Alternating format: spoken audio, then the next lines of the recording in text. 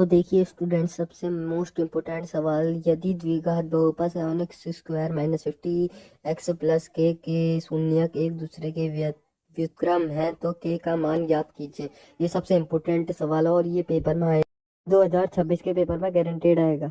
ये आपको देखने को मिलेगा ही मिलेगा, और इसको अपनी कॉपी में नोट कर लीजिए कि ये आएगा ही आएगा।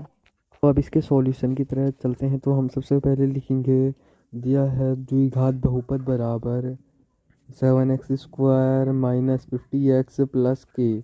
तो अब हम लिखेंगे प्रश्नानुसार शून्यकों के योग तथा गुणनफल क्रमशः एक दूसरे के व्युत्क्रमानुपाती हैं।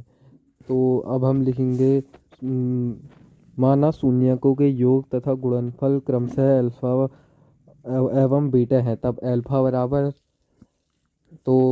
बराबर 1/बीटा और बीटा बराबर 1/अल्फा हो जाएगा।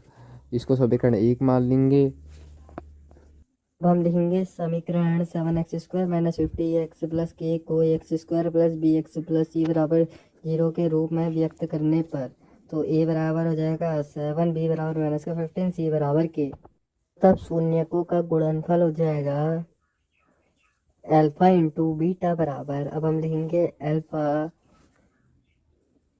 अल्फा इंटू बीटा बराबर माइनस का सी अपॉन ए होता है। तो सी हमारे पास के है, ऊपर दिया ही था, और ए हमारे पास 7 है तो हम 7 लिख देंगे।